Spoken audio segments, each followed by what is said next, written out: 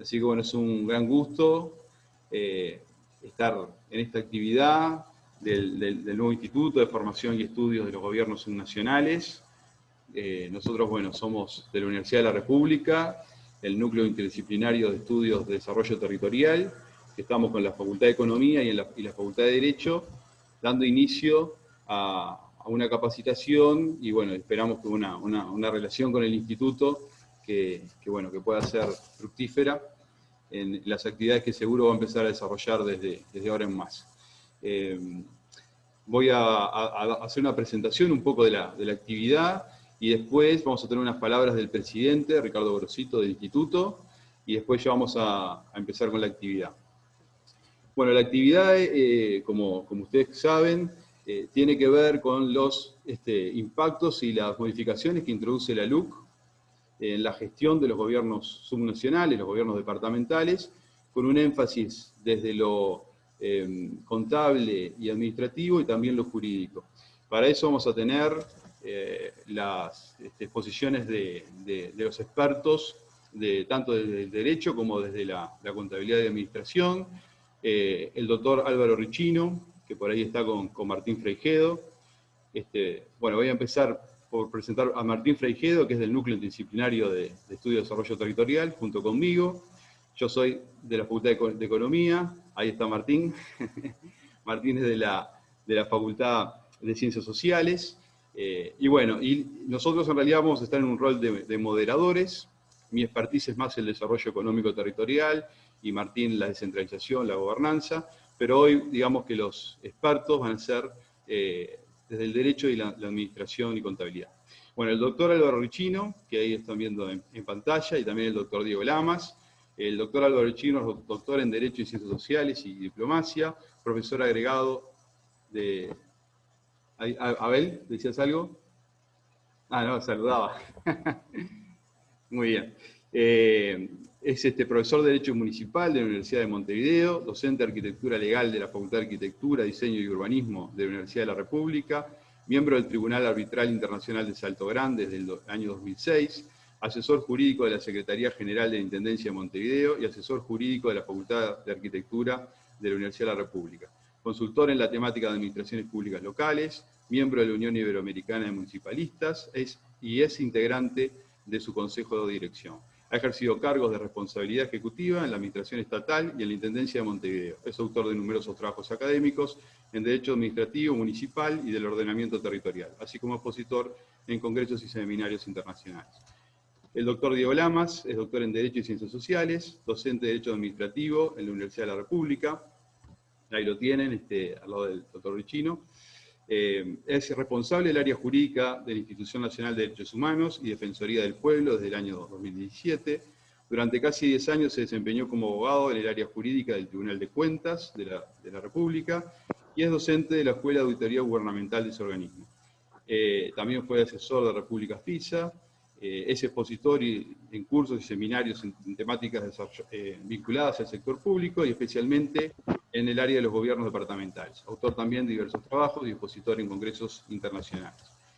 Y la contadora Isis Burgues, que ahí está, muy bien, que es profesora de la Unidad Académica de Administración del Sector Público, en la Unidad Curricular de Gestión Financiera del Estado y la Escuela Nacional de Administración Pública.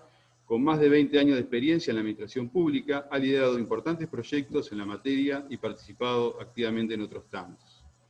También ha sido expositor en seminarios internacionales, nacionales, en temáticas vinculadas al sector público, y bueno, ya ha liderado bastantes iniciativas que han terminado en decretos que tienen que ver con lo que es la administración pública y los temas que nos va a estar contando a continuación.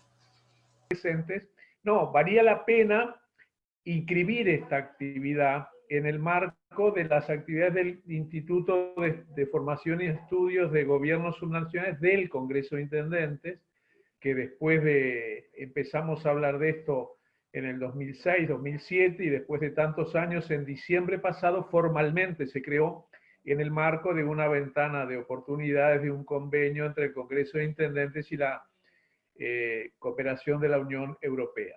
Y ha tenido en estos meses varias actividades, y es particularmente significativo para nosotros, justamente como el título lo dice, de formación y de estudios. En este caso, por razones obvias, el tema nos preocupa por la vigencia de la ley de urgente consideración y su incidencia en la gestión de los gobiernos departamentales y particularmente en la elaboración de los presupuestos quinquenales. En agosto se presentará al Parlamento, pero ya que vino negociándose hasta fines de julio con el Congreso de Intendentes y la OPP. Es decir, que serán semanas muy dinámicas al respecto y estamos muy entusiasmados en esta posibilidad de construir al respecto. Bueno, en esa dirección era agradecer la participación de los ponentes y de los participantes y estar a la orden en el sentido de futuras actividades. Y naturalmente decir que la directiva del instituto está integrada por el doctor Gorosito, que es pluripartidaria como todas las cosas en el Congreso, presidida por el doctor Gorosito, el contador Jorge Bonino, que anda por ahí según veo, y quien habla, de manera de generar en términos de desafíos, tanto de formación como de capacitación, en la lógica, en un organismo tan politizado como el Congreso, de cuidar las representaciones pluripartidarias en cada una de las instancias. Quedamos a la orden entonces. No, no me voy, simplemente bajo el micrófono. Muy bien. Muchas gracias, Abel. Entonces paso a la actividad. Va primero la contadora Isis a hacer su exposición y después los doctores Richino y Lams. Así que bueno, adelante Isis. Bueno, buenas tardes para todos. En primer lugar, agradecer la oportunidad de participar en este evento a todos los organizadores, tanto al Congreso de Intendentes como a la universidad. Y bueno, vamos a comenzar a hablar de los cambios. Vamos a hablar de los principales cambios que trajo la ley de urgente consideración y sus impactos o posibles impactos en los gobiernos departamentales. Esta ley, la ley 19.889, ya se encuentra vigente hace un mes, con lo cual los principales aspectos que vamos a ver hoy, algunos ya están totalmente en funcionamiento y otros requieren de reglamentación. Es decir, esta ley va a ser una ley en la que su aplicación nos va a llevar diversas etapas. En cuanto a los contenidos de la presentación que voy a realizar, primero vamos a hablar de los cambios en los montos de contratación, después vamos a hablar del concurso de precios, que es un nuevo procedimiento de contratación que se incorpora con esta ley, del plan anual de relevancia que se le otorga al catálogo de bienes, servicios y obras en esta ley, del precio máximo de adquisición y de la transformación de la Agencia de Compras y Contrataciones Estatales, ACSE, en la Agencia Reguladora de Compras Estatales a partir de la entrada en vigencia de esta ley. Bien, los montos de contratación, como ustedes sabrán, son ajustados anualmente por el Instituto Nacional de Estadística, y con la ley de urgente consideración fueron sustituidos algunos de estos montos en el artículo 33 del TOCAF. Estos cambios generaron, digamos, impactos de diversa magnitud que vamos a ver.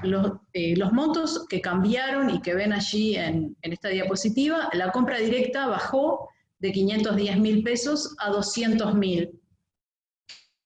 El concurso de precios no estaba y se incorporó para procedimientos de hasta 1 millón de pesos. La licitación abreviada, cuyo tope era 10.207.000, bajó a 10 millones de pesos, y a partir de este monto, que es el que se realizan las licitaciones públicas, bueno, también se van a realizar licitaciones públicas a partir de los 10 millones. Estos fueron los valores que se sustituyeron en el artículo 33 del TOCAF e impactaron de diferente forma en los diversos montos que están vinculados. Allí ven que la Comisión Asesora de Adjudicaciones no tuvo modificación en el monto y quedó en 3.062.000, porque el artículo del TOCAF que hace referencia a la Comisión Asesora de Adjudicaciones no sufrió modificaciones. Entonces, este monto quedó tal cual estaba. A partir de los procedimientos cuyo monto esté por encima de los 3.062.000 pesos, van a tener siempre una Comisión Asesora de Adjudicaciones en forma obligatoria. En el caso de los pliegos únicos, antes de la LUC había un monto a partir del cual eran obligatorios los 3.062.000 pesos, y este monto con la ley de urgente consideración se quitó. Esto quiere decir que los pliegos van a regir para todos los procedimientos competitivos, sin importar el monto. En el caso de la garantía de mantenimiento de oferta, como es hasta el tope de la licitación abreviada, y este tope se vio modificado de los 10.200.000 a los 10 millones, ahora por debajo de los 10 millones en ningún caso se puede exigir garantía de mantenimiento de oferta.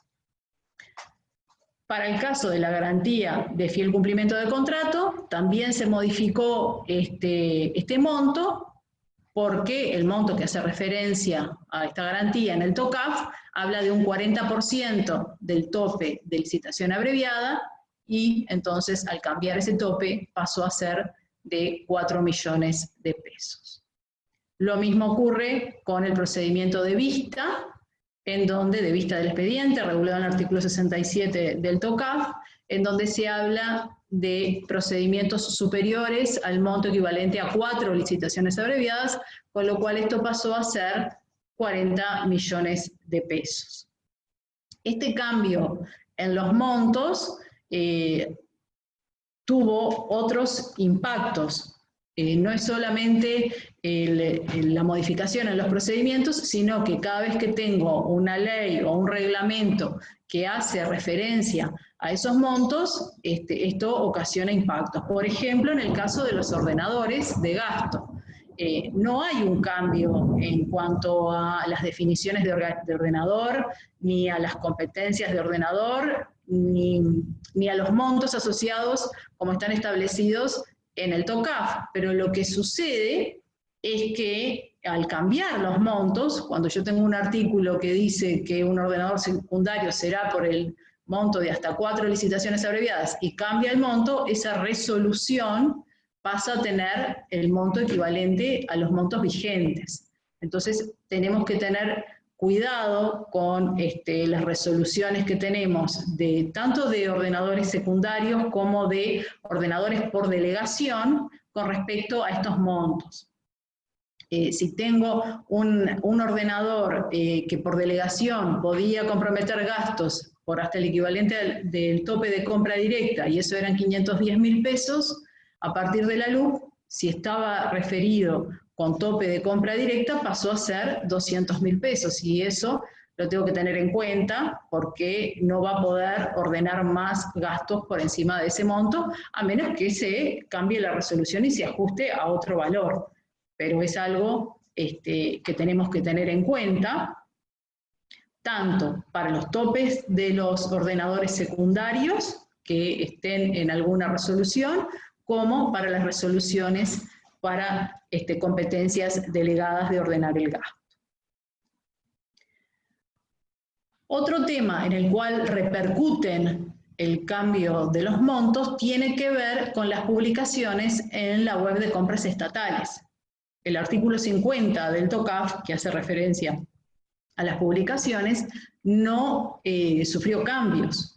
No obstante ello, hay que tener en cuenta que cuando se hace referencia a que se van a publicar todos los procedimientos competitivos, se incluyó un nuevo procedimiento competitivo, que es el concurso de precios, y también hay que tener en cuenta que para el caso de la publicación de la convocatoria a compra directa, es obligatoria la publicación para montos, para compras directas cuyo monto sea superior a 40.000 pesos. Y esto es porque es el 20% del tope de compra directa. Y lo mismo ocurre con la publicación obligatoria de las adjudicaciones, que es para montos superiores también a ese 20% de compra directa. Es decir, que disminuyeron estos montos también y tengo que tener en consideración que para casos de compras directas, las voy a tener que publicar igualmente esa convocatoria cuando estoy por encima de los 40.000 pesos. Entonces, este impacto, si bien no hay un cambio directo en el artículo, como hay una asociación a estos montos que en realidad bajaron, entonces es que esto se transformó. A partir de 40.000 pesos, tengo que publicar convocatoria de procedimiento y tengo que publicar la adjudicación, ampliación, etcétera, las otras disposiciones, pero estas son las que hablan y están asociadas a montos. Bien, hasta allí el tema de los montos de contratación. Ahora vamos a hablar del concurso de precios. La ley de urgente consideración hizo una disminución en el monto de la contratación directa e introdujo entre la contratación directa y la licitación abreviada un nuevo procedimiento de contratación. Este procedimiento es para contrataciones cuyo monto está entre los 200.000 pesos, mayor a 200.000 pesos, e inferior a 1 millón de pesos. Es un procedimiento de carácter competitivo y, como les decía al mencionar de los montos, en todos los procedimientos competitivos vamos a hacer uso de los pliegos, tanto del pliego único como del pliego particular. La ley incluye, además, para el concurso de precios, la invitación a 3 proveedores. Es preceptivo hacer la invitación a 3 proveedores del ramo, y si no se consiguen estos 3 proveedores, hay que dejarlo fundamentado en el expediente. Este procedimiento también se va a publicar, por esto que hablábamos recién del artículo 50 del TOCAF, se va a publicar tanto el llamado como la adjudicación en el portal de compras estatales, y los plazos de publicación van a ser 3 días para los casos en general, y 2 días si se tratara de una urgencia. Si el procedimiento es urgente, se puede disminuir esa publicación a 2 días. En los demás aspectos es igual que si fuera un procedimiento de licitación. Se van a evaluar las ofertas de acuerdo a los criterios que estén explicitados en el pliego de condiciones. La intervención del Tribunal de Cuentas es igual que en cualquier procedimiento, y la adjudicación siempre se va a realizar por un ordenador competente, de acuerdo al monto. Es procedimiento competitivo, aplican los pliegos particular y los pliegos generales o pliegos únicos. Es obligatorio invitar a 3 proveedores, acá es donde tengo una diferencia con respecto a la licitación abreviada. Los plazos de publicación son 3 días, si es un procedimiento, 3 días que son siempre hábiles, si es un procedimiento en términos normales, si es un procedimiento de plazos abreviados, el mínimo son 2 días. Y el resto de lo que tiene que ver con evaluación de ofertas, intervención del Tribunal de Cuentas y adjudicación es igual que si estuviera en el marco de una licitación. Bueno, espero que haya quedado más o menos la idea conceptualmente bien de este procedimiento nuevo que se incorpora con la ley de urgente consideración.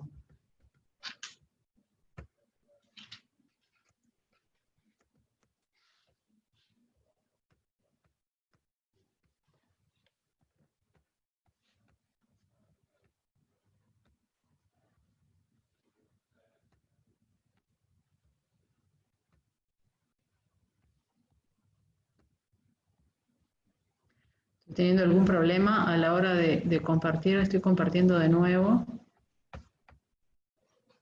¿Sabes que se cortó el audio? ¿Lo vio? Bien, ahora vamos a pasar con estos pequeños inconvenientes, pero vamos a pasar a hablar del plan anual de contratación. Ya existía la posibilidad de realizar los planes anuales de contratación con el asesoramiento de la Agencia de Compras y Contrataciones del Estado, y se habían hecho algunos avances, pero la ley de urgente consideración expone en algunos artículos algunas particularidades y pone esta etapa de la contratación, le da una mayor relevancia y una importancia a la hora de realizar la gestión de las contrataciones. Este plan anual de contratación, en el alcance, vamos a distinguir el alcance en cuanto a que todas las administraciones públicas estatales, y esto incluye claramente a los gobiernos departamentales, van a tener que realizar el plan anual de contratación. Este plan anual de contratación va a ser para bienes y servicios.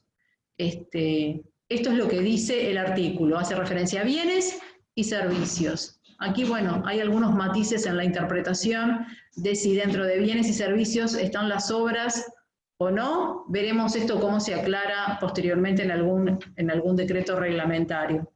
Por ahora lo que dice es bienes y servicios y hay más de una interpretación de esos términos en cuanto a incluir o no las obras. La ley establece que la fecha límite para publicar el plan anual de contratación es el 31 de marzo. Quiere decir que antes del 31 de marzo no solamente voy a tener que tener realizado el plan anual de contratación, sino que lo voy a tener que publicar. ¿Dónde se publica? En la web de la Agencia Reguladora de Compras Estatales. También la ley establece cuáles son los contenidos mínimos. Estos contenidos mínimos, seguramente en un decreto reglamentario, se van a especificar o complementar.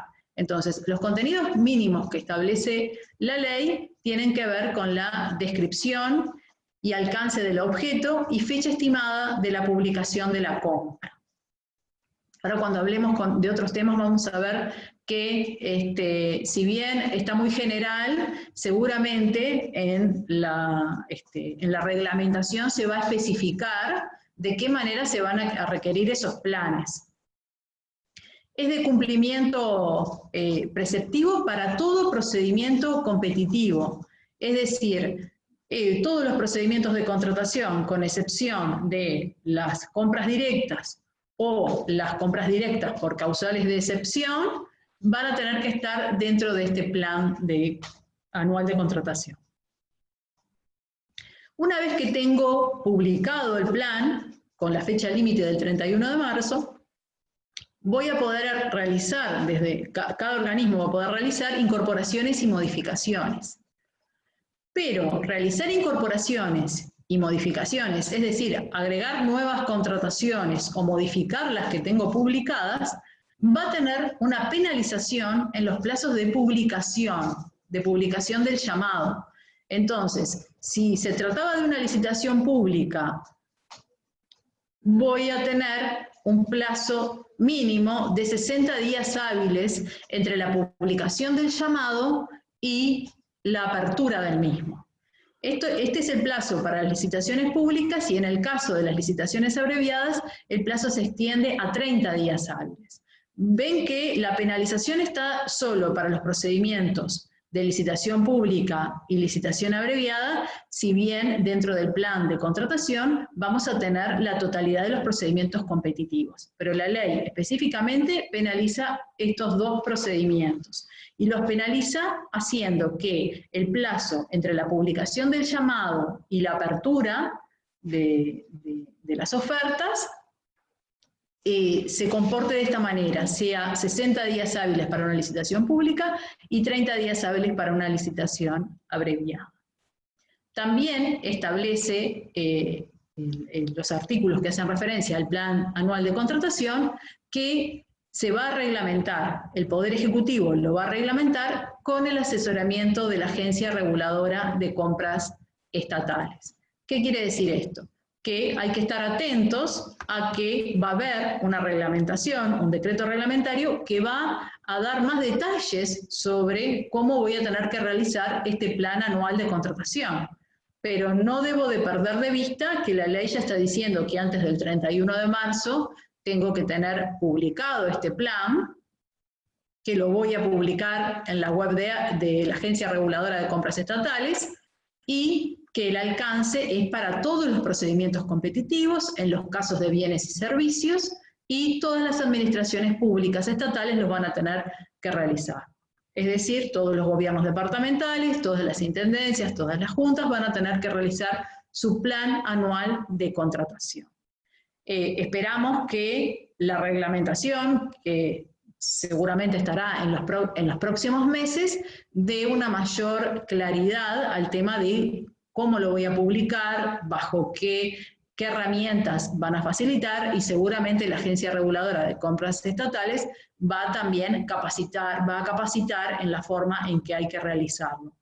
Pero este plan anual de contratación, tal vez dentro de mi organismo, ya lo venía realizando, porque la ley ya había una ley que establecía que había que tener planes anuales de contratación, solo que ahora se le dio una mayor relevancia y se estableció una penalización por no tener el bien o servicio que voy a contratar en ese plan en forma previa. Digamos, las ventajas de tener una planificación no solo es ordenar la gestión interna del organismo, sino también dar publicidad para que los proveedores puedan conocer las demandas del Estado y prepararse para satisfacer esas contrataciones desde el lado de los proveedores. Muchas organizaciones a la hora de realizar los presupuestos realizan planificación de carácter estratégico y algunas también realizan planes anuales de contratación, solo que ahora esto va a tener requisitos y formalidades que van a estar establecidas en forma ampliada en la reglamentación y que va a ser obligatoria su publicación. Si no cumplo con estas publicaciones, voy a tener plazos de publicación de las licitaciones muchos más amplios. De todos modos, recuerden que este es un tema que está en la órbita de la reglamentación y aún no se ha aprobado esta reglamentación, pero sí lo tenemos que tener presente porque antes del 31 de marzo debiéramos de estar publicando este plan anual de contratación o esperando a ver cuáles son las instrucciones que se dan desde la Agencia Reguladora de Compras Estatales a los efectos de llevar adelante esta planificación. Bien. Con respecto al catálogo de bienes, servicios y obras, este catálogo es la lista ordenada bajo determinados criterios que se utiliza a nivel de la administración pública. Muchos gobiernos departamentales ya lo conocen y publican a través del Sistema de Información de Compras Estatales utilizando este catálogo. Este catálogo es administrado por la Agencia Reguladora de Compras Estatales, pero se fortalece este instrumento del catálogo, pues dentro de los cometidos de la Agencia Reguladora de Compras Estatales se establece desarrollar, publicar y coordinar con las diversas entidades estatales la efectiva aplicación de un catálogo único para la adquisición de bienes por parte del Estado. Entonces, dentro de los cometidos de esta agencia reguladora, en donde se transforma la antigua Agencia de Compras y Contrataciones del Estado en la Agencia Reguladora de Compras Estatales, se establece dentro de esos cometidos que ya tenía el desarrollo y mantenimiento del catálogo, ahora habla de efectiva aplicación de catálogo único y para todas las entidades estatales. Entonces, ¿qué tengo que tener presente acá? Si ya conozco el catálogo y lo estoy utilizando, es lo mismo, es continuar utilizando el catálogo que ya uso. Si no estoy utilizando este catálogo único, en el corto plazo va a haber que irse adaptando e ir haciendo las contrataciones a través de este catálogo único. Esto es lo que está determinando la ley de urgente consideración al ponerlo dentro de los cometidos de la Agencia Reguladora de Compras Estatales en una efectiva aplicación. Este catálogo seguramente se va a utilizar para la planificación, entonces voy a tener que planificar, cuando dice bienes y servicios que veíamos recién, voy a tener que planificar utilizando el catálogo. La publicación con catálogo, que seguramente muchas intendencias y juntas ya la utilizan, porque lo hacen a través de CICE.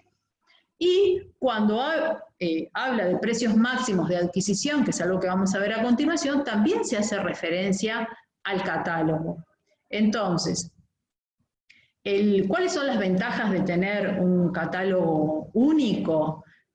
Son muchas, pero para señalar algunas, permite tener la información unificada, saber qué compró todo el Estado, todas las administraciones públicas de determinado bien. Si todos llamamos de la misma manera a los bienes y servicios, se va a saber con exactitud cuánto compró el Estado de esos determinados bienes, cuánto compró, a quién se le compró y cuánto se pagó por esos bienes. Entonces, cuando es necesario sacar informes, estadísticas y analizar la información para la toma de decisiones o el uso en determinadas políticas públicas, se necesita tener la información en un formato que permita compilar, en un formato que sea adecuado y nos dé información. Cuando surgió la pandemia, se quería saber exactamente cuántos tapabocas se habían comprado, a qué precio se había pagado desde el inicio del año, a qué proveedores se les había contratado, y esa información se pudo sacar de aquellos que utilizaban el mismo catálogo, entonces llamaban todos al producto de la misma manera, y estaba la información reflejada en las bases. En cambio, aquellos que no utilizaban catálogo, esa información no está. Entonces, a la hora de la toma de decisiones, el catálogo es sumamente importante. Así que debemos recordar que si no usamos el catálogo, ese es el camino a seguir, que seguramente vayamos a realizar una planificación con catálogo y los demás instrumentos que se van incorporando también hacen referencia al catálogo. Allí se mencionaba recién el precio máximo de adquisición. Esto también se introduce en la ley de urgente consideración y la propia ley define al precio máximo de adquisición como el menor precio de compra vigente a un momento dado para cada artículo contenido en el catálogo único de bienes adquiridos por el Estado. Entonces, en esta definición, el precio máximo de contratar es el menor precio de compra vigente en un momento dado para cada artículo contenido en el catálogo. Entonces aquí tenemos que ver que el precio máximo va a estar asociado al catálogo de bienes adquiridos por el Estado, y que el menor precio de esa contratación vigente en un momento dado, y esto hay que ver también qué dice la reglamentación con respecto al periodo, o cómo se va a calcular ese precio de compra, menor precio de compra vigente, pero ese va a ser el tope, es decir, ese precio máximo al cual voy a poder adquirir los nuevos bienes. Esto es una modificación importante, en donde ahora siempre el ordenador, en sus actuaciones, tiene que incluir el precio máximo. ¿Cuáles son estas actuaciones del ordenador? Cuando el ordenador dispone que se realice un llamado, una contratación, ¿no? Dispone el gasto, va a tener que mencionar ese precio máximo que va a estar publicado en la agencia, por parte de la agencia reguladora de compras estatales. El ordenador también, a la hora de adjudicar, podrá adjudicar a un valor mayor esa contratación, pero va a tener que deberá justificar la diferencia antes de adjudicar. Es decir, ¿puede comprar a otro precio diferente al del precio de referencia? Puede, pero va a tener que en el acto administrativo de la adjudicación, va a tener que motivarla y fundamentarla y justificar por qué está comprando a otro precio. Y el alcance de esto son todas las compras, y allí se lo señalé, esto de todas las compras, porque aquí sí se incluye el precio de referencia para todas las contrataciones. Y la ley menciona allí hasta unas de fondos fijos, que es las compras menores que se realizan, es decir, las de fondo rotatorio, como se menciona en otros organismos, esas compras menores o caja chica también van a tener la referencia a este precio máximo de adquisición. Esto que es nuevo y que trae la ley de urgente consideración, en el articulado también se establece que el Poder Ejecutivo, y en este caso es con el asesoramiento de la Agencia Reguladora de Compras Estatales y el Tribunal de Cuentas, es que se va a reglamentar este instrumento. ¿Qué quiere decir esto? Hasta ahora, esto está en la ley está vigente, pero no tenemos un precio máximo publicado. Es decir, mientras no haya una reglamentación y no tenga ese precio máximo publicado, el ordenador no va a tener que hacer referencia al mismo, pero sí debemos de estar atentos porque cuando esté esa reglamentación aprobada, este decreto reglamentario aprobado por el Poder Ejecutivo, entonces sí, en todas las contrataciones vamos a tener que tener referencia a ese precio máximo de adquisición, y este es un cambio en la modalidad de trabajar importante. Es decir, hay como un tope a cuál es ese precio. Si bien me puedo apartar, como siempre el ordenador puede apartarse, pero va a tener que dejarlo claramente justificado. Bien, y para terminar, ahora vamos a hablar de la Agencia Reguladora de Compras Estatales, que ya se las mencioné, y que es una transformación de la Agencia de Compras y Contrataciones del Estado, que estaba en funcionamiento desde el año 2012 y que a partir de la entrada en vigencia de la Ley de Urgente Consideración se transformó en Agencia Reguladora de Compras Estatales. Hay algunos matices que yo acá señalé con respecto a la agencia anterior. Ya el componente regulador, al ponerse ya en el propio nombre, se fortalece esta actividad por parte de la agencia. Continúa siendo un órgano desconcentrado de la Presidencia de la República, que tiene autonomía técnica, y la Agencia Reguladora de Compras Estatales se va a vincular con Presidencia de la República a través de la Prosecretaría. Hay un cambio en los miembros del nuevo Consejo Ejecutivo.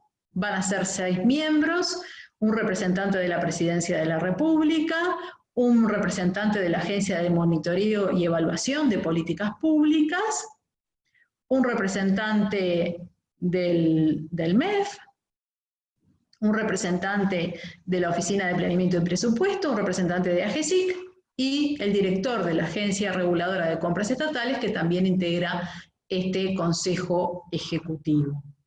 En los cambios en la integración, ya no está formando parte del directorio del Ministerio de Industria, que estaba en el directorio de la antigua agencia. Ese es uno de los cambios, y un miembro de los grandes compradores de las empresas públicas que nunca se había designado, pero ahora se sacó de la mención en la ley. Dentro de los cometidos de la Agencia Reguladora de Compras Estatales, tiene un fuerte cometido de asesoramiento, en primer lugar el Poder Ejecutivo en la fijación y conducción de la política en compras públicas. Este es un cometido general que hace a las políticas de compras públicas y a la participación de la agencia reguladora en esas políticas que va a fijar el Poder Ejecutivo. Y en segundo lugar hay un asesoramiento a las entidades estatales, y acá es donde está la relevancia con los gobiernos departamentales, porque este asesoramiento es a todas las entidades dependientes del Poder Ejecutivo, y a través de convenios con entes autónomos, servicios descentralizados, gobiernos departamentales, personas públicas no estatales y personas de derecho privado que administren fondos públicos. Estas últimas, las personas públicas no estatales y las de derecho privado que administran fondos públicos, esto se incorporó a la regulación en compras públicas, al usar fondos, al ejecutar fondos públicos, estas distintas instituciones es que también van a poder tener convenios con la Agencia Reguladora de Compras Estatales. Entonces, ARCE va a tener, a través de convenios con los gobiernos departamentales, asesoramiento. También la agencia va a mantener y desarrollar distintas herramientas como son el Registro Único de Proveedores, el sitio web de compras estatales, se va a dar capacitación y difusión en las distintas herramientas, se va a elaborar guías, capacitaciones. Bueno, el cometido que ya hablamos, que es desarrollar, publicar y coordinar con las diversas entidades la efectiva aplicación del catálogo único para la adquisición por parte de bienes por parte del Estado, y acá también se sigue fortaleciendo el aspecto regulador. Tenemos también como cometido dentro de ARCE el instrumentar un registro de normas técnicas, imponer sanciones a proveedores en términos generales, asesorar a las entidades en el plan anual de compras, y por último, la realización de procedimientos de contratación por cuenta y orden de las entidades estatales. Es decir, que va a haber una parte de área compradora para disponibilizar, por ejemplo, convenios marco, para que puedan ser utilizadas por las demás administraciones públicas, y también de derecho privado que administren fondos públicos. Y ya para cerrar, porque no me quiero exceder de los minutos que tenía, y con el corte no sé si estoy bien en el tiempo, pero también dentro de las facultades de la Agencia Reguladora de Compras Estatales, se fortaleció en un artículo facultades de control. Entonces, allí se establece que con la finalidad de proteger el interés general, al momento de seleccionar los proveedores del Estado, la ARCE podrá supervisar la correcta ejecución de los contratos que se celebren en el ámbito de la Administración Central o en el marco de los convenios celebrados con las demás administraciones públicas estatales, no estatales y personas de derecho privado que administren fondos públicos. ¿Qué quiere decir esto? Que en el marco de los convenios que se van a realizar desde la Agencia Reguladora de Compras Estatales con todas las administraciones públicas, incluidos los gobiernos departamentales, podrá haber una cierta participación. Hay que ver esto cómo queda, digamos, los convenios también es algo que hay que gestionar desde el Poder Ejecutivo, la realización de estos convenios entre ARCE y las distintas administraciones públicas, pero ven que en este artículo se habla de proteger el interés general al momento de seleccionar los proveedores del Estado. Es decir, al momento de la contratación, de elegir estos proveedores, y también de la correcta ejecución del contrato. Es decir, que va a haber un cierto control sobre la ejecución de esos contratos, cómo van a ser llevados por parte de las distintas administraciones, públicas y públicas no estatales también, y en ese control va a estar regulado a través de ciertos convenios. Entonces hay que estar atentos por parte de los gobiernos departamentales que desde ARCE seguramente va a haber un intercambio a la hora de realizar los convenios con todos los gobiernos departamentales para aplicar esta facultad, para llevar adelante esta facultad de control. Bien, y por acá voy a cerrar mi presentación. A continuar con Richino y Lamas, y después tenemos el espacio de intercambio, lo hacemos en conjunto. Adelante, Álvaro y Diego. Buenas tardes, es un placer estar con todos ustedes.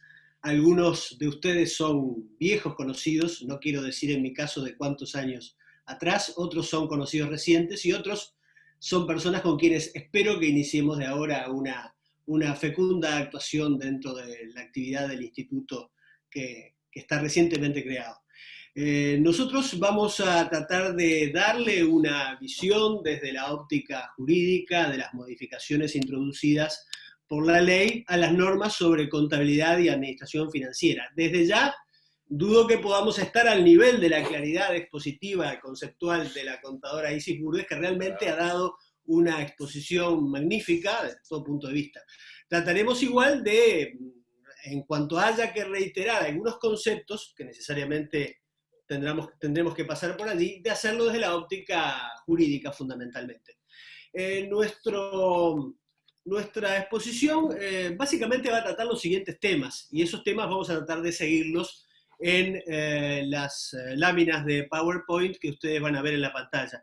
En primer lugar, abordaremos las excepciones del artículo 33 del TOCAF, en especial algunas que tienen trascendencia en cuanto a los gobiernos departamentales y que tienen una larga historia jurídica o una especial importancia acumulada. Por ejemplo, los numerales 1, 10, 11, 24 y 35 del artículo 33 del TOCAF actual.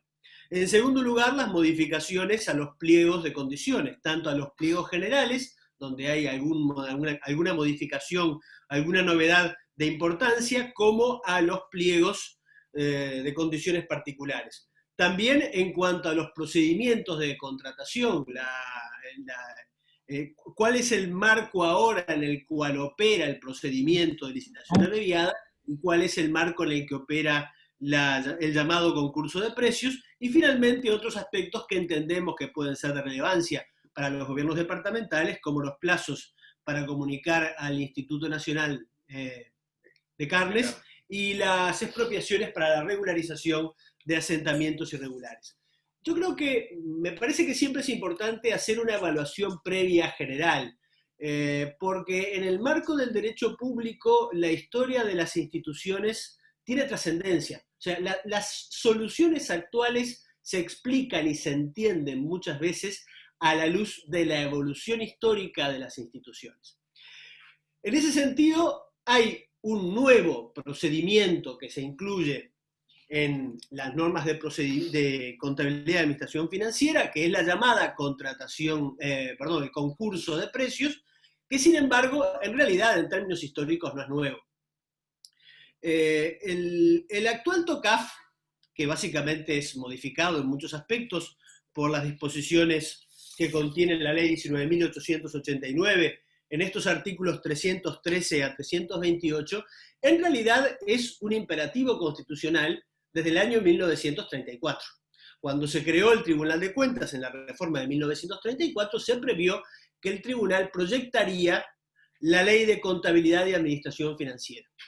Ese proyecto de ley recién vio la luz como proyecto en el año 1967.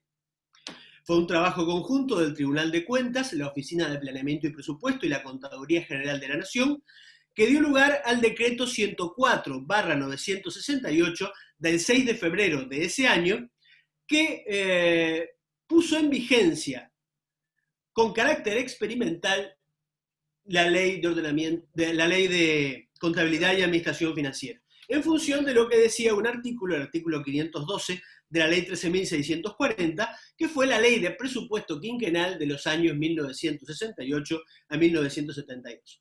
Como sucede muchas veces, lo provisorio o lo experimental se convierte en definitivo o en casi definitivo, porque el decreto 104 del 68 rigió hasta la sanción de la ley 15.903, que fue una ley de rendición de cuentas y modificación presupuestal del año 1987. Ese decreto, obviamente, en su momento generó algunas controversias respecto al ámbito subjetivo de aplicación y dio lugar a que el Tribunal de Cuentas, por una ordenanza del 30 de enero de 1969, lo hiciera aplicable a todas las administraciones estatales. Entonces, lo que debió ser en su momento una ley de contabilidad y administración financiera tuvo valor como decreto y como ordenanza del Tribunal de Cuentas, en definitiva como reglamento en uno u otro caso, en función de una habilitación legal, hasta el año 1988, cuando entró en vigencia la ley 15.903. En todo este periodo, la ley, el proyecto de ley que fue puesto en aplicación por esta vía tan peculiar y heterodoxa, contemplaba ya la existencia de 4 tipos de procedimientos de contratación básicos: licitación pública, licitación restringida, concurso de precios y la contratación directa en una forma análoga a la que existe actualmente. ¿Cuándo se produjo el cambio? El cambio se produjo con la ley 16.170 del año 1990. Fue esta ley la que estableció que se suprimían los procedimientos de licitación restringida y de concurso de precios y se sustituyeron por el procedimiento que entonces y hasta el día de hoy sigue conociéndose con el nombre de licitación abreviada. O sea que lo que hay ahora es un correctivo en términos históricos, se podría decir, de los procedimientos de contratación con el resurgimiento del procedimiento de concurso de precios. ¿Cuál es la evaluación genérica que puede hacerse sobre estas modificaciones? Creo que en último término, cuando se hace la comparación de los montos correspondientes a los distintos tipos de procedimiento y también se analizan algunas otras disposiciones de la ley 19.889, lo que surge como conclusión es que hay una propuesta legislativamente establecida de acotar los márgenes de discrecionalidad de los ordenadores de gasto, en el sentido de tratar de asegurar por esta vía, mediante esa acotación o canalización de los márgenes de ejercicio de la potestad discrecional, el cumplimiento efectivo de la idea última de las contrataciones públicas, que es asegurar la adjudicación del contrato a la oferta más conveniente, entendiendo que la misma es acorde con el interés público general. Sí, no, a ver, bueno, un gusto también, como comentaba Álvaro, poder compartir este curso con ustedes. Un poco la valoración que hemos hecho jurídicamente.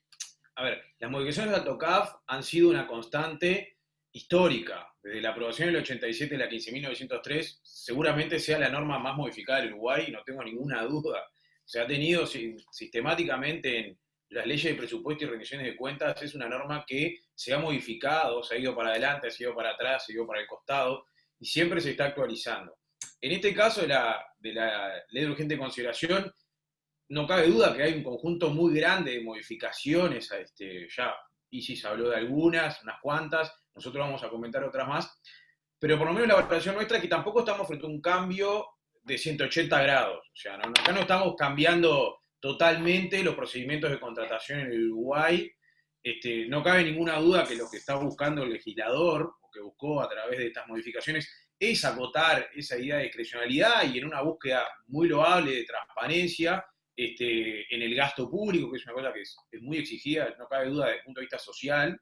En toda la sociedad se está exigiendo justamente la transparencia pública, y nos parece que eso es muy loable. Pero hacer hincapié en ese punto, no estamos frente a un cambio absoluto del régimen de contratación en Uruguay. No hay un cambio de paradigma. No hay un cambio de paradigma, exactamente. Estamos frente a modificaciones puntuales de procedimientos, de montos, de agregar especificaciones, como saben los pliegos, pero no estamos frente a una modificación radical, digamos, paradigmática de lo que sería el procedimiento de contratación en Uruguay. Te devuelvo, si querés. Bien. Sí. Podemos ingresar entonces a las modificaciones al artículo 33 del TOCAF. Ustedes están viendo ahora en pantalla que se eleva el monto base de la licitación abreviada, que pasa de la antigua redacción de 5 millones a 10 millones de pesos. O sea, en realidad lo que sucede es que básicamente se inserta el procedimiento del concurso de precios, rebajando el monto máximo de la contratación directa y de alguna manera absorbiendo también una parte importante de determinados contratos de un monto no demasiado elevado que se hacían por la vía de la licitación abreviada. Aquí, por un lado, se acota la discrecionalidad del ordenador al reducir a 200.000 pesos de los 510.000 anteriores el monto de la contratación directa, y por otro lado también hay una cierta flexibilización al determinar que cierto tipo de contratos por el monto se hagan mediante el procedimiento de concurso de precios. Sí. En los hechos, en realidad, si hoy nos paramos en julio de 2020, que fue cuando se aprobó la ley, no implicó una gran modificación, ya lo decía Isis hace un rato. Si bien el monto base que tenía el TOCAF era 5 millones, que se actualizaba anualmente, en este momento el monto era 10.207.000 y ahora pasó a 10 millones. O sea, la realidad es que en números es muy poca la modificación. Eso es un dato que hay que tener en cuenta. Lo que es indudable es, como planteaba Álvaro recién, es que al insertarse en concurso de precios tenemos un nuevo procedimiento competitivo entre medio, un procedimiento competitivo más reducido, pero sin duda que es un procedimiento competitivo. Y ahora pasando a la siguiente, y ya vamos a hablar de concurso de precios, pero antes no me quiero ir de lo que es la compra directa, es interesantísimo eso que plantea recién Álvaro. lo que se está viendo, y creo que es el caso más claro que se puede ver de la limitación de la discrecionalidad del ordenador, está en este punto de la compra directa. O sea, se baja un 40% el monto que tenía hasta julio un ordenador para contratar directamente. Y la compra directa, yo creo que es la quinta esencia de la discrecionalidad. O sea, es la mayor demostración de la discrecionalidad pública, es cuando yo elijo directamente con quién compro. Por supuesto que lo tengo que fundar, tendré que explicar las razones y demás, pero es un caso bien paradigmático de lo que es la discrecionalidad. Yo, dentro del marco legal, tomo determinada opción que es contratar a X empresa o a X proveedor. Esa discrecionalidad claramente se ve bastante acotada, porque, como decíamos recién, baja un 40% de lo que era el monto que estaba vigente hasta julio de 2020, que era 510.000 pesos. Algo, no sé si querés saber algo, la historia del concurso de precios, ya vengo medio. Sí, bueno, un poco lo mencionamos antes, el concurso de precios en realidad no es una innovación radical, simplemente se rescata un procedimiento que en su momento se interpretó que había sido suprimido en el año 1990 para simplificar los procedimientos de contratación, y hoy se reintroduce, no obviamente con la idea de complejizarlo, sino con la idea, como decíamos antes, de acotar de alguna manera los márgenes de discrecionalidad de los ordenadores. Sí, y es interesante, si bien no era propiamente el concurso de precios, pero lo que ya teníamos en materia incluso de compra directa, era la invitación a empresas como una práctica de buena administración. Recomendada por el Tribunal de Cuentas. Exactamente, recomendada por el Tribunal de Cuentas. Obviamente no estamos frente a lo que no era un concurso, por los plazos que comentó Isis y que vamos a ver ahora, pero si bien había una invitación, digamos, a que las distintas empresas del ramo pudieran presentarse a la compra directa. Una práctica de una administración que era bastante, por lo menos la mayoría de los organismos la aplicaban. Si se piden 3 precios, bueno, los 3 precios tienen que estar más o menos dentro de un cierto rango similar. Si hay alguno que se despega demasiado, evidentemente hay alguna situación extraña. Bueno, después lo que queríamos comentar y un poco complementando la exposición de Isis, era lo que serían las excepciones a la contratación directa que están planteadas en el artículo 33, que es lo que lo hace más largo, sin ningún tipo de duda, este artículo, probablemente también de la legislación uruguaya, los artículos más largos que nos vamos a encontrar. Interesante, bueno, que lo que se llamaba antiguamente, primero fue numeral 3, después pasó a literal C, ahora pasa a ser literal D del artículo 33, porque al insertarse en un curso de precios, corremos los literales hacia abajo. Y es interesante cuando uno analiza las modificaciones que planteó la LUC, porque ya modifica directamente el acápite. ¿Se acuerdan que en la vieja redacción, que la tengo por aquí, decía directamente o por el procedimiento que el ordenador determine por razones de buena administración en los siguientes casos de excepción? Y ahora el legislador utiliza un giro bastante particular que dice directamente o por el procedimiento que el ordenador determine cualquiera sea el monto de la operación en los siguientes casos de excepción. O sea que ahora el legislador incorporó un elemento distinto o por lo menos una frase diferente, que plantea que cualquier monto de operación se puede hacer en compra directa por excepción. Y en realidad, nosotros analizando las excepciones, nos damos cuenta que no es tan así, porque hay algunas excepciones, y creo que quizás la más conocida sea la que refiere a la contratación de cooperativas sociales registradas ante el MIDES, que por lo menos es bastante común en la administración. Yo, donde me desempeño en la institución de derechos humanos, lo hacemos y me consta que muchísimos, incluso probablemente muchísimos gobiernos departamentales lo utilicen esa excepción. Establece un monto que es la licitación abreviada, por lo cual en realidad ese acápite de cualquier monto de la operación es relativo, digamos, ¿no? O sea, no es tan así, porque hay otro... No es absoluto. Claramente no es absoluto. O sea, hay que tener en cuenta cuando uno lee ese acápite, va a tener que revisar los numerales después, porque nos podemos encontrar con alguna sorpresa, digamos, si hacemos una compra directa que nos pasamos de ese monto específico que nos plantea la excepción. Sí. Bueno, después ya empezando a bucear en este universo de excepciones, ya la primera nos plantea una modificación probablemente de las más importantes que vamos a ver jurídicamente hablando del artículo 33, y es la del numeral 1. Haciendo un poco de historia, esta redacción es, si no me equivoco, la que tenía originalmente el tocado, que era la contratación directa entre organismos públicos, dependencia del Estado o personas públicas no estatales. Exacto. Posteriormente, años atrás, se incorporaron, fruto de un desarrollo que que ha tenido nuestro Estado a través de la creación en el ámbito principalmente de entes autónomos y servicios centralizados de sociedades anónimas de capital estatal, que desde el punto de vista del derecho administrativo nos plantea un reto muy importante y hasta en las propias clases de facultad siempre es uno de los temas más interesantes que se conversan, fruto de la creación de este conjunto de sociedades y que ha dado a llamar grupos, se llama, ¿no? Uno a veces habla de grupo ANCAP, de grupo Antel. Se creó una excepción anteriormente que era la de la contratación directa con sociedades anónimas que tuvieran capital 100% del Estado. Esa frase fue retirada en esta modificación de la LUC y esto limita en gran medida dos cosas. Primero, la contratación, obviamente, con este tipo de entidades que van a tener que ir a, por ejemplo, si el monto fuera una licitación pública, a presentarse como cualquier empresa privada a pujar por el precio, digamos, o el precio del producto que ellos quieran ofrecer. Y en segundo término, también acota, a nuestro juicio por lo menos, fuertemente ese impulso de creación de sociedades, porque la realidad demuestra que la mayoría de estas sociedades anónimas de capital estatal, buena parte de su actividad se orientaba a venderle servicios al Estado en forma directa. Entonces, al yo limitar esta excepción, que ya vamos a ver que tuvo un reflejo en algunas otras excepciones, también estoy limitando en buena medida el crecimiento de este tipo de entidades públicas. No sé, si vos estás de acuerdo.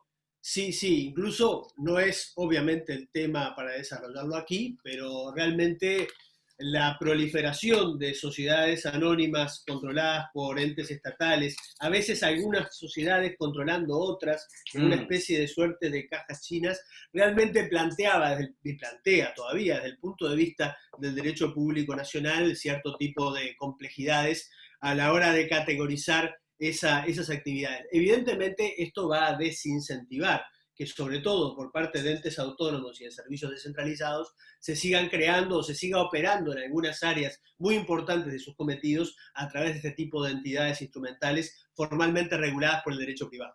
Sí, nosotros nombramos algunas, que ahí está, por ejemplo, DUCSA, ALUR, ITC, ACCES, HG, que son, por ejemplo, DUCSA y ALUR son de ANCAP, después tenemos de Antel, también tenemos de UTE, y son una muestra, estamos hablando que hay, si la cuenta no me va mal, estamos arriba de 80 sociedades anónimas de capital estatal hoy en día, capaz que nos estamos ya arrimando a las 100. Después, otra pequeña modificación que tiene, que nos parece que está muy bien, es en el numeral segundo. ¿Se acuerdan? El numeral segundo es el que refiere a aquellos procedimientos que fracasaron, porque, por ejemplo, fueron declarados desiertos o no hubo ofertas válidas. Se modificó una expresión que hablaba de las idénticas bases y ahora se habla de especificaciones idénticas, lo cual es correcto. Yo recuerdo del Tribunal de Cuentas que a veces teníamos consultas de algunos organismos que nos planteaban, claro, pues si yo con estas bases fracasé, no puedo aplicar las mismas bases, puedo volver a fracasar. Yo quiero poner las mismas especificidades del mismo producto que yo quiero comprar, pero no las mismas bases, porque con esas me fue mal. Y lo cual tiene lógica, y nos parece que el legislador en esto estuvo bastante hábil y realmente ajustó a una necesidad que tienen los organismos de poder cumplir con la normativa, si no era casi imposible que cumplieran con esa desgracia. Después, otro numeral interesante, y saltamos un poco, nos vamos al 10. ¿Se acuerdan? El 10 que plantea la contratación por razones de urgencia? Se agrega, en especial para los gobiernos departamentales, la previa certificación del Tribunal de Cuentas de esa necesidad de urgencia. Lo que no está muy claro, y supongo que el Tribunal de Cuentas lo reglamentará, va a ser el plazo, porque si estamos hablando de razones de urgencia, seguramente para el gobierno departamental sea importante saber qué plazo se va a tener para que el tribunal declare que está conforme a esas razones de urgencia. ¿Y qué naturaleza va a tener esa declaración? Si va a ser una consulta vinculante que uno haga al tribunal, o cuál va a ser. Estimamos, yo no lo hablé con la gente del tribunal, pero calculo que es una ordenanza que va a tener que salir brevemente regulando esta situación. La referencia al Tribunal de Cuentas surge del último inciso del último. artículo, claro. Exacto. Exactamente del artículo 10, del numeral 10 y no del último inciso. Bueno, después, el numeral 11 es una excepción nueva que apunta directamente a los gobiernos departamentales. Esta no estaba anteriormente en el TOCAF, y es muy interesante, no la voy a leer toda, está en la placa, pero lo más interesante, como decíamos, bueno, que se aplica únicamente a los gobiernos departamentales, que refiere a la contratación de empresas contratistas de obra que están haciendo en un determinado momento obras viales sobre rutas nacionales, obviamente dentro del departamento, y el objeto de la compra se acota a las vías de acceso o caminería integrada o asociada a esa ruta nacional. O sea, ahí hay un requisito, desde el punto de vista técnico. Yo no puedo utilizar otras vías, utilizar esta excepción de contratación directa para otras vías de tránsito que no sean aquellas que están directamente integradas a la ruta nacional.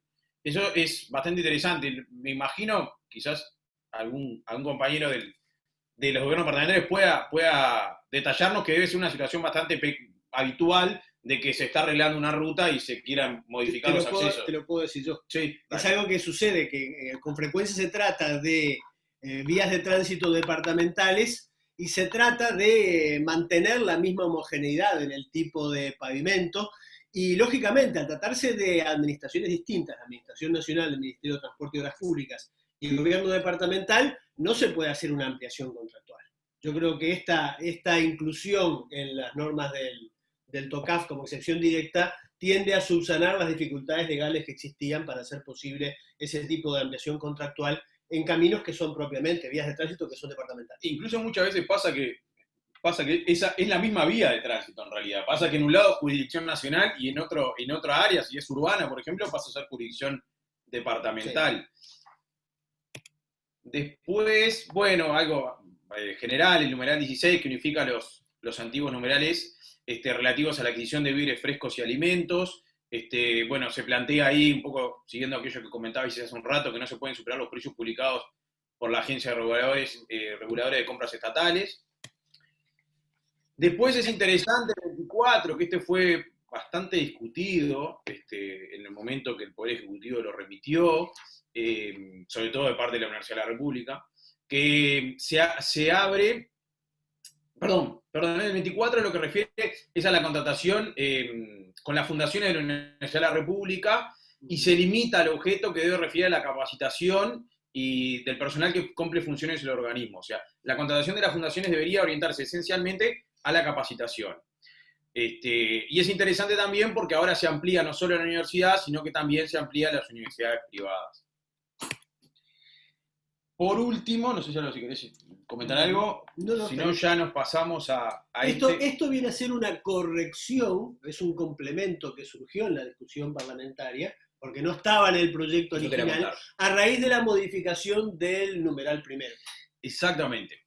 Dentro de ese universo de sociedades anónimas de capital estatal o público no estatal, existían al menos 3 sociedades anónimas cuyo objeto, 2 son del BROU y una es de la Corporación Nacional para el Desarrollo, cuyo objeto era la constitución y la prestación de servicios fiduciarios. Me refiero a CONAFINA FISA, a República FISA y a República Negocios Fiduciarios, ambas son estas 2 últimas del Banco República. Lo interesante que pasó acá, cuando fue el proyecto original, que me remitió el Poder Ejecutivo, allá por abril, si no me equivoco, fue, sí. No estaba esta excepción, y al cortar el numeral 1, se estaba cortando la contratación directa con fiduciarios. Y por los montos que se manejan usualmente, y estando frente a colegas de gobiernos departamentales, los conocen porque muchos gobiernos departamentales tienen constituidos fideicomisos con estas sociedades que yo nombré, y con la corporación también. Estamos hablando de montos muy importantes, por lo cual probablemente siempre tendrán que hacer una licitación pública para la contratación de un fiduciario. En el ámbito parlamentario, desde distintos ámbitos, en particular de estas sociedades anónimas fiduciarias del Estado, se planteó la necesidad de incorporar una excepción, es una excepción nueva esta, para paliar esa limitación que estaba existiendo. Y bueno, fue este numeral 35, que en esencia, como les planteaba, no era una excepción que estaba contemplada por el Ejecutivo, surgió como una respuesta al numeral 1. Tener interesante que se refiere exclusivamente a la constitución de fideicomisos y contratación de servicios fiduciarios, que son 2 cosas distintas, ¿no? Yo lo puedo plantear, por ejemplo, a una empresa de este tipo, que me estructure un fideicomiso, pero el fiduciario sea un tercero. Yo le puedo pedir, arme toda la estructuración, el contrato, si es de oferta pública o oferta privada, pero después el fiduciario puede ser otro. Por eso, generalmente lo que se da es que la estructura termina siendo el fiduciario, pero puede ocurrir que no. Por eso la ley distinguió entre constitución de fideicomisos y contratación de servicios fiduciarios. Después, bueno, al igual que pasaba con el antiguo numeral 1, necesariamente estas sociedades tienen que ser 100% de capital estatal. No podrían, por lo menos yo no conozco ninguna sociedad fiduciaria de capital público que no sea 100% estatal, por lo menos hoy no hay, o público no estatal, como es el caso del CONAFIN. Y bueno, por último, las que les nombraba hoy, que son, bueno, República FISA, República de Negocio Fiduciario y CONAFINA FISA, que son las, digamos, junto con la CND, que si la CND sigue entrando por el numeral 1, se planteó esa posibilidad de contratación directa. A nosotros nos parece importante hacer hincapié en esto, porque nos consta que es una excepción, como decíamos hace un rato, que se utiliza mucho a nivel de los gobiernos departamentales. Yo me animaría a decir que más de la mitad de los gobiernos departamentales de Uruguay tienen hoy en día constituidos fideicomisos, en muchos casos de obra pública de gran relevancia departamental, por lo cual también nos parece atinado que el legislador haya, en este caso por el legislador, sobre todo porque se entró en el Palacio esto, el agregar esta excepción, ¿no? Correcto. Bueno, cortamos un poco en esto de lo que eran las excepciones y vamos a comentar alguna cosa muy breve, que no lo habíamos puesto al principio, pero surgió al final y es interesante, que tiene que ver con el arrendamiento de obra, que es el artículo 38 del TOCAF. Hay, podríamos decir, unas 3 grandes modificaciones que plantea este artículo 38. En primer lugar, se aumenta del triple al cuádruple de la contratación directa, la posibilidad que en los hechos tengamos presente que a julio la contratación directa de profesionales era 1,5 millones, porque era 3 veces una compra directa de 500.000, y ahora pasa a 4 veces una de 200.000, o sea, 800.000. Se redujo más o menos a la mitad. Pero bueno, se supone que en la medida que esto vaya evolucionando y se vaya ajustando, va a ir creciendo ese número. Después es interesante que en el caso que la idea es que no sean funcionarios públicos, pero si fueran funcionarios públicos, esta contratación solamente podrá ser de funcionarios públicos docentes, por la 11.023, si no me equivoco, 923, y solamente para actividades docentes. O sea, no podría contratar a un funcionario público que además sea docente, si no es para una actividad docente en forma directa. Y por último, tengamos presente que se mantiene una excepción de monto, que son aquellos profesionales de notoria competencia, que requiere un informe previo de las oficinas de servicio civil. Esto ya estaba anteriormente. Y bueno, termina lo que tiene interesante, me acuerdo que se había discutido mucho este tema hace años atrás, en la anterior TOCAF de 2012, porque se mantenía esto también, es que, bueno, es difícil de definir qué es la notoria competencia, ¿no? Porque, digamos, ahí hay un informe de servicio civil, pero bueno, habría que estar al caso a caso de cuándo estamos ante un profesional de notoria competencia o no estamos ante un profesional de notoria competencia. No sé si quieres hacer algún... No, correcto. Bueno, ahora te voy a hacer un rato la palabra. Bueno. Porque se van a aburrir. No, ningún problema. Vamos a ver ahora las modificaciones introducidas al régimen de los pliegos de contratación.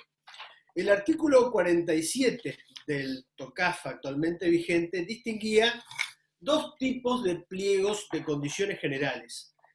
El primero era el de suministros y servicios no personales y el segundo era el de obras públicas. Aquí, para no confundirlo, voy a hacer un poco la historia.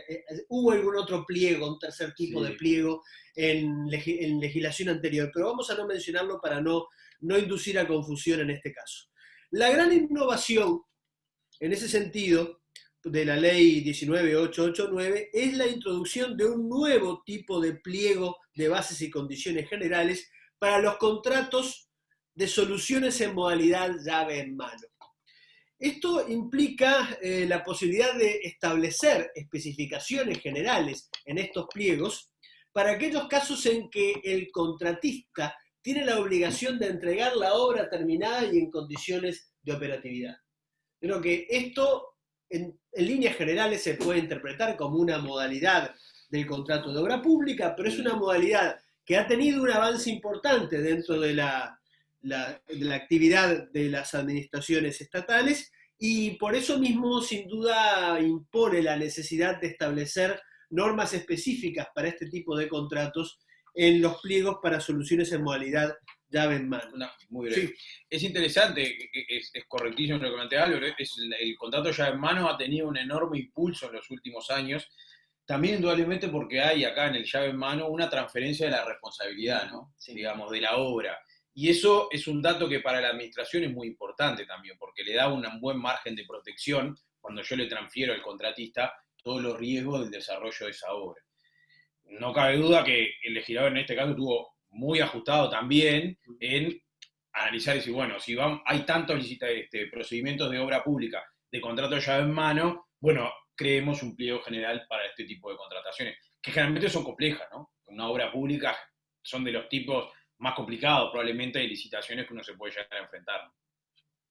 Correcto. Luego hay algunas modificaciones, más bien de detalles, en cuanto a la forma, en cuanto a los contenidos de los pliegos de condiciones generales. Por ejemplo, hay modificaciones en cuanto a que se establece que en los pliegos generales deben estar los lineamientos para la presentación de las propuestas, la forma de cotización, lo concerniente a pautas para evolución de precios y forma de pago, alcance y cobertura de términos de garantía y soporte técnico, criterios a utilizar en la evaluación de la calidad o recepción de los bienes y servicios objeto de contrato. En líneas generales se trata también de establecer especificaciones que permitan delimitar con mejor claridad determinados aspectos del pliego de condiciones particulares. Exacto. Sí, es que bueno, esto va un poco en clave de lo que comentábamos al principio, de esa búsqueda de la mayor transparencia y esa cierta limitación al margen de discrecionalidad. También en el ámbito de los pliegos uno ve una buena cuota de discrecionalidad pública, digamos, ¿no? Sí. Tanto en los generales como en los particulares, y el legislador acá fue bastante puntilloso en tratar de incorporar la mayor cantidad de elementos de obligatoriedad en los pliegos generales y en los particulares que vamos a ver ahora, para evitar, digamos, esa discrecionalidad y en aras de buscar la mayor transparencia y claridad posible para aquellos que tengan intención de presentar ofertas en una licitación. Después los particulares. Y después la modificación, los pliegos de condiciones particulares. Hay una modificación de cierta importancia en la parte inicial de la disposición, sí, que sería equivalente al artículo 48 del TOCAF vigente, que se integrará el pliego de condiciones particulares con el conjunto de especificaciones particulares referidas al objeto del llamado o convocatoria, y dice: la redacción deberá ser consistente, evitar la duplicación de requisitos y prevenir la existencia de indefiniciones, contradicciones y cláusulas ambiguas. Es una disposición aclaratoria, en realidad no es una innovación radical, pero lo que es un llamado de atención para que en la redacción de los pliegos de condiciones particulares no se formulen inadvertidamente determinadas cláusulas o especificaciones que puedan ocasionar dificultades de interpretación en relación con el pliego de base general. Sí, o sea, no cabe duda que hay una recomendación acá a la administración para que cumplan estos requisitos.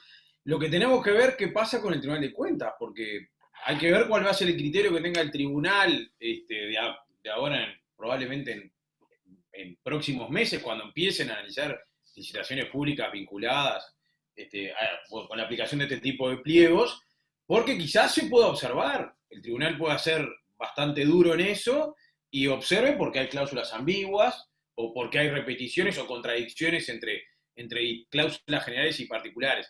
Y lo que es interesante es eso que planteaba Lola al comienzo. En el anterior TOCAF nosotros siempre teníamos en toda licitación, ¿no?, un pliego general y además un pliego particular. Ahora la idea que se busca es que ese pliego general va a seguir estando y nosotros le incorporamos cláusulas particulares. O sea, es una pequeña modificación, lo cual tiene su lógica en la medida que nos seguimos rigiendo por buena medida por los pliegos generales, con las particularidades que tenga cada una de estas, de la licitación específica, ¿no?, las particularidades que tiene el 48 TOCAF. Exacto. Y luego hay algunos cambios también de importancia en el desarrollo de los contenidos de los pliegos de condiciones particulares, sobre todo en cuanto se refiere a las pautas a tomar en consideración para la selección de los oferentes co-contratantes. Sobre todo el punto C del artículo correspondiente, que refiere a los criterios objetivos de evaluación. Y ahí se agrega en el nuevo texto: en un balance acorde al interés de la administración, de elegir la oferta más conveniente y la garantía en el tratamiento igualitario de los oferentes. Y luego dice: conforme a uno de los siguientes sistemas. Y menciona dos: determinación del o de los factores cualitativos y cuantitativos, pudiendo incluir el precio como factor cuantitativo, así como la ponderación de cada uno de ellos, a efectos de determinar la calificación técnica a ser asignada a cada oferta o alternativa evaluable ofrecida. Y en segundo lugar, el segundo sistema sería la exigencia de requisitos mínimos y posterior empleo de la aplicación del factor precio en forma exclusiva u otro factor de carácter cuantitativo.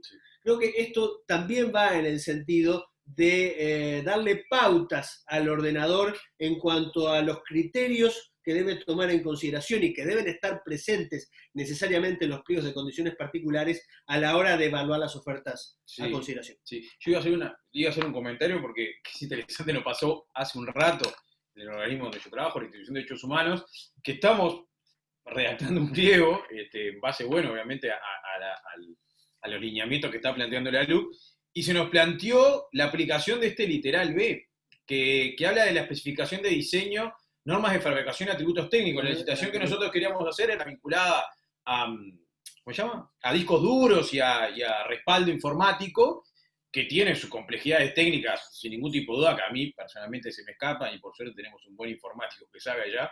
Y justamente se planteaba eso, es decir, bueno, ahora vamos a tener que definir qué atributos técnicos específicos yo quiero, por ejemplo, para esos discos duros de respaldo, o qué normas de fabricación, o por ejemplo, una cosa que nos planteamos es decir, bueno, puedo aceptar este tipo de normas de fabricación, y no aquellos. O sea, determinados estándares mínimos, porque lo que sucede muchas veces, por ejemplo, con las normas de fabricación, es que vos, si las establecés sobre un tipo de producto, a veces estarías limitando la oferta, porque otra fábrica de otro país tiene otra norma de fabricación, por ejemplo, en este caso, de disco duro. Pero eso les cuento, me pasó hace un ratito, hace 2 horas, 3 horas, justamente como la aplicación de este literal B9. Después, ya nos va quedando poco tiempo, me parece. Sí, en realidad esto ya lo dijo la contadora Isigburgues antes respecto a los plazos para la apertura en las licitaciones abreviadas y los concursos de precios.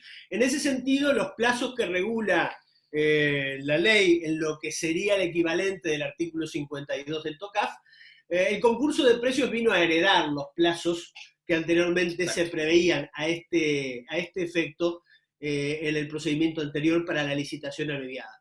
O sea que en el concurso de precios el plazo para la apertura es de 3 días hábiles, pudiendo restringirse en casos de urgencia a 2 días, mientras que en la licitación abreviada pasa a ser de 10 días hábiles el plazo para la apertura de las ofertas, dice hábiles específicamente, y en caso de urgencia ese plazo puede ser restringido a 5 días. La curiosidad es que en realidad hay 2 tipos de plazos vinculados a los 2 procedimientos, y los plazos que antes correspondían a la licitación abreviada hoy son los que corresponden al concurso de precios. Y se agregó una expresión bastante buena, porque esto era todo un problema en la administración, y me imagino que algunos, cuando me escuchen, van a saber de lo que hablo, que la frase de la invitación, si las hubiere.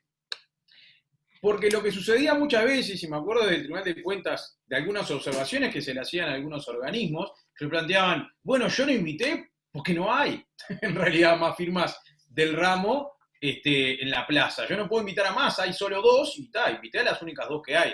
Bueno, entonces tiene cierta lógica esto, que el legislador ahora haya agregado esa pequeña expresión, si las hubiere, porque le va a dar también un margen de respaldo a ese ordenador cuando no pueda, evidentemente, invitar porque no hay firma de plaza que regulen esto. Después, bueno, ya cerrando lo que es la contratación administrativa, nosotros queríamos comentar muy brevemente 2 modificaciones que plantea la ley de urgente consideración y que tienen vinculación a los gobiernos departamentales. Una es el artículo 370, que es el plazo para comunicar al Instituto Nacional de Carne sobre las carnicerías en el departamento, y otra regulación bastante interesante que tiene que ver con los asentamientos. No sé si algo querés comentarlo o lo comentamos rápidamente. Se establece en la LUC un plazo de 180 días, a partir de ahora de julio, para que los gobiernos departamentales comuniquen, estamos hablando del 23 de enero, que sería ese plazo, la comunicación de toda la información y documentación relativa a los locales de carnicería en el departamento. Tengan presente que hasta el de enero de 2021 la habilitación de los establecimientos de este tipo será del gobierno departamental, y luego esa competencia pasa íntegramente a INAC a partir, bueno, en lo que plantea el decreto de ley 15.605, que es el que regula la creación y regulación del Instituto de Carnes. tengan presente que la LUC modifica, esto excede quizás al ámbito de esta conversación, pero regula bastante el INAC. Tiene una buena cantidad de normas que regulan toda la actuación del Instituto Nacional de Carnes. Y por último, y ya cerrando, el artículo 413, que es un artículo que está un poco aislado, pero plantea un tema bastante interesante que tiene que ver con la expropiación, declarándose de utilidad pública la expropiación por el Poder Ejecutivo y los gobiernos departamentales de aquellos inmuebles que sean necesarios para la regularización de asentamientos y para la prevención de los mismos. La primera parte es bastante clara, lo que de acuerdo al artículo 32 de la Constitución, se requiere ley habilitante para la expropiación. Lo que está haciendo acá el legislador es dar esa habilitación, que es justificada en la situación de los arrendamientos irregulares. Y después lo segundo, ya a mí no me queda todo claro, que es, así como la prevención de los mismos, me parece es súper interesante, sin ningún tipo de duda. No tengo muy claro cómo sería la expropiación para prevenir la constitución de asentamientos. Habría que ver, desde el punto de vista urbanístico, cómo funcionaría eso. Y eso, ¿no? Por el lado de la policía territorial, que le corresponde a los gobiernos departamentales por la Ley de Ordenamiento Territorial y Desarrollo Sostenible. En los casos en que pudiera haber un proceso, y esos procesos a veces se pueden prever y a veces no, a veces son muy rápidos, en los que pueda formarse un asentamiento irregular. Depende de los procedimientos y de la eficacia que pueda tener la policía territorial a cargo del gobierno departamental. En algunos casos se podrá prever y en otros quizá haya una situación de hechos consumados que luego habrá que tratar de solucionar por esta vía. Sin duda. Yo tengo una pequeña acotación y no le voy a llevar mucho tiempo porque hay que dejar abierto el espacio para las preguntas y para el diálogo que podamos hacer a través de este medio un poco inhóspito de la plataforma tecnológica, y es a raíz de una referencia que hizo la contadora Isis Burgues más temprano respecto a la situación de los ordenadores de gasto y de las delegaciones a raíz de la modificación de los montos en los procedimientos de contratación vigentes desde el pasado 24 de julio.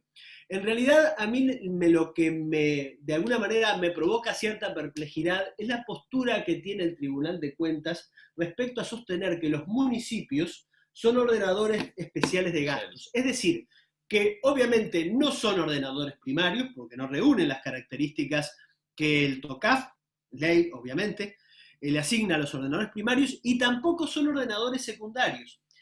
Esto no sería grave. Recordemos que la posición del Tribunal de Cuentas se basa en lo que dice el artículo 19 de la Ley 19.272, y es que podrán ordenar gastos hasta el monto máximo de sus respectivas asignaciones presupuestales. Y decía, esto no sería particularmente grave si no fuera porque ponen a los municipios fuera del sistema de ordenadores del TOCAF. Y al ponerlos fuera del sistema de ordenadores del TOCAF, también hacen inviable respecto a los municipios las delegaciones que prevé el artículo 30 del TOCAF. Esta pudo haber sido una oportunidad para solucionar de alguna manera esa anomalía. Obviamente la posición del Tribunal de Cuentas no es caprichosa, tiene un sustento en la interpretación lógico-racional del artículo 19 de la Ley 19.272, pero que tiene una solución, y no es la única en nuestro derecho, en la que se rompe el esquema, la armonía racional del texto ordenado de contabilidad y administración financiera, y de alguna manera se pone a algunos órganos de las administraciones estatales, como es el caso de los municipios, fuera de algunas de las posibilidades del sistema del TOCAF. Sí.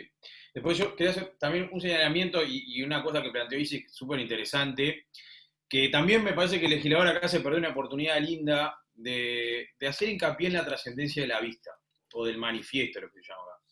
Porque, de acuerdo al, si no me equivoco, el 68 del TOCAF, plantea que la vista es por el cuádruple de la abreviada. Y es un monto altísimo, ¿no? Estamos hablando de casi $1 millón. O sea, ten en cuenta que se da vista por una sanción administrativa de 3 días y damos vista por una licitación de $1 millón. O de casi $1 millón. Me parece que acá el legislador se perdió una linda oportunidad de bajar ese monto y obligar a la administración a poner de manifiesto los expedientes de contratación por montos bastante inferiores, ¿no? Podría haber sido hasta por una abreviada directamente. Bueno, creo que nada más, ¿no? Por nosotros nada más, estamos a disposición de ustedes. Bueno, muchas gracias Álvaro y Diego por la presentación, y a Isis, obviamente.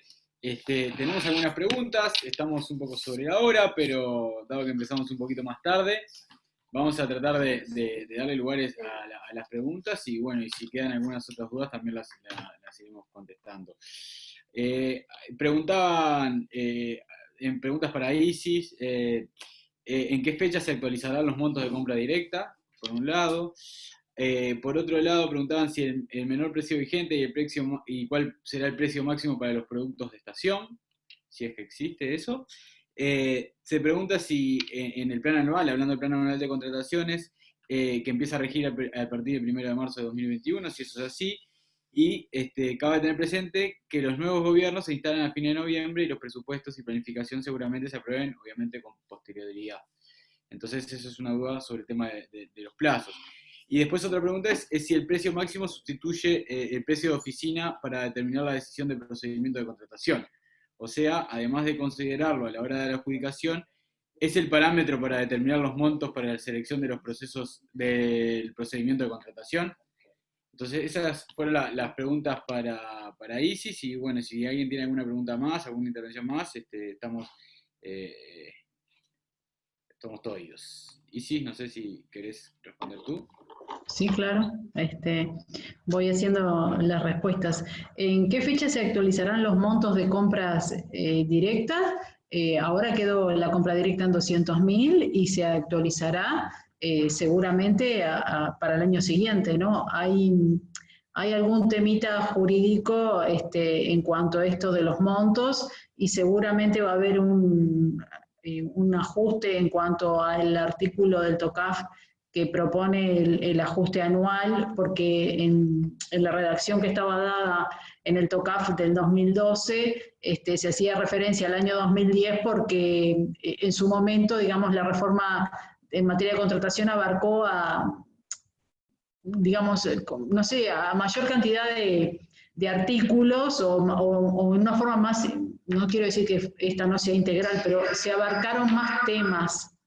Y ahora va a haber un ajuste con respecto a eso, pero a fin de año seguramente se ajuste en la base del IPC, que es como lo ajusta el INE. Eso es lo que, en cuanto a ajuste, y hoy ya está vigente con los 200.000. El menor precio vigente para el precio máximo para productos de estación, creo que esta pregunta hace referencia a la causal de excepción que mencionaron mis compañeros de panel.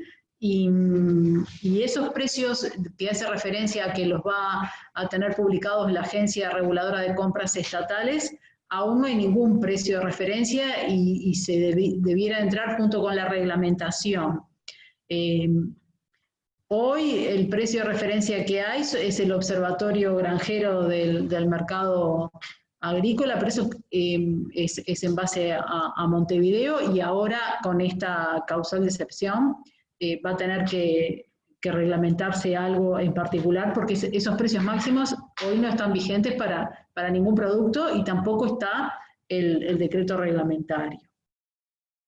Con respecto a la pregunta del plan anual de contrataciones y los gobiernos departamentales, esta fecha del 31 de marzo es la que está establecida en la ley, pero igualmente también el plan anual de contratación requiere una reglamentación. Puede ser que en esa reglamentación haya algún cambio con respecto a lo que va a suceder en este año con respecto a la planificación para el año que viene, porque en definitiva hoy no está aún no está la reglamentación, aún no está el sistema para esta publicación del plan, digamos, yo podría decir que ya se está trabajando en la Agencia Reguladora de Compras Estatales porque yo trabajo allí en estos temas.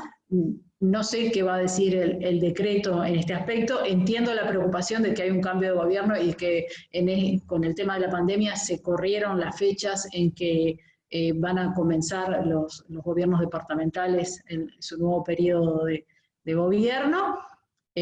Puede ser que haya alguna consideración en estos aspectos. Digamos, la ley dice 31 de marzo. Hoy por hoy no hay la posibilidad de publicar a esa fecha porque no está ni el reglamento ni están las herramientas. Pero no es un tema que debemos de dejar de considerar porque así como hoy no está, podría estar antes de fin de año la reglamentación y tener que igualmente ingresar los planes, y si no se ingresan los planes, podría estar la penalización como lo dice ya la ley, pero vayamos con paso a paso viendo qué se define en esa reglamentación.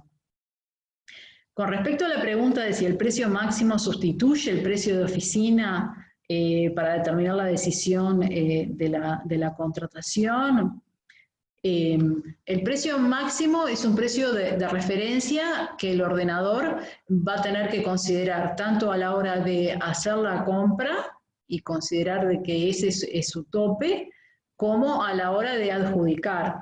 El precio de oficina también era un precio de referencia que, si bien no es de uso obligatorio como sí lo es el precio máximo, operaba en el mismo sentido desde el punto de vista práctico. Entonces, no es que lo sustituye, porque antes no había una ley que establecía que teníamos que tener un precio de oficina, eso no estaba en el TOCAF, pero no obstante era una práctica, y cuando utilizamos procedimientos financiados por organismos internacionales, a veces sí está incluido que sí tengo que tener ese precio de oficina. Al estar incluido en la ley y haber sido general para todas las compras, podríamos decir en términos generales que podría sustituirlo, ¿sí? Porque ese es el precio que voy a tener que considerar a la hora de contratar. Y creo que estas eran todas las que estaban hasta el momento, y me pasaron las preguntas. Si hay alguna pregunta más, me comentan ahí mis compañeros. Perfecto, Isi, muchas gracias. Tenemos dos preguntas más, últimas. Andrea pregunta si el concurso de precios lleva pliego sí o sí, y Diego pregunta si respecto al INAC los gobiernos departamentales no van a poder habilitar luego el plazo otorgado, y si será competencia exclusiva. Sí, bueno, vamos a arrancar por la segunda. Sí, efectivamente, Diego. En principio, quien lo tendría que hacer esa habilitación es el INAC.